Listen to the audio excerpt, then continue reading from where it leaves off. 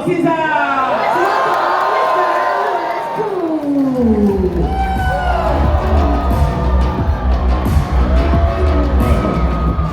係，好喎。好開心可以喺2026嘅香港 Comic-Con 度見到大家。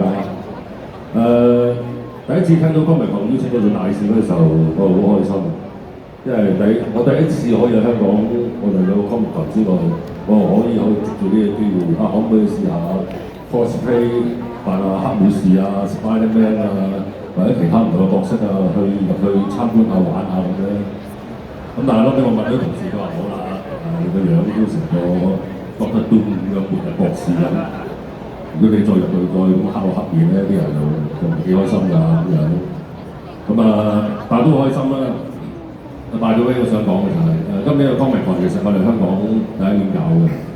咁過去呢7個月，我見我哋嘅團隊啦、同事啦都好努力啦，因為佢哋又唔識啦，又每步去學去做嘅時候，做到今日，我哋終於可以喺呢度Comic-Con同大家見面。凡事都唔係一步登天嘅，但我相信只要我哋努力，我哋不斷去吸收經驗嘅時候，我哋總會做落去。因為今年嘅Comic-Con會係第一年，我哋會繼續搞落去，希望可以幫我哋香港搞一個繼續嘅城市。係啦，你哋喺呢3日裏邊有咩意見，你盡量話俾我哋聽，我哋會將你嘅意見咧吸收好，去做好下一屆，令到呢個城市就可以繼續做落去。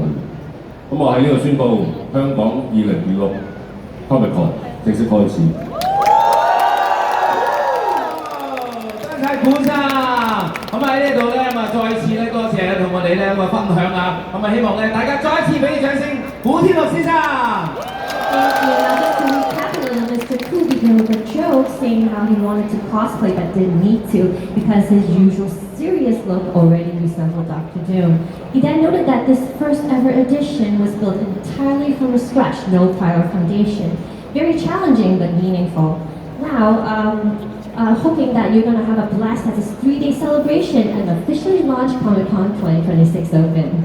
好啦，跟住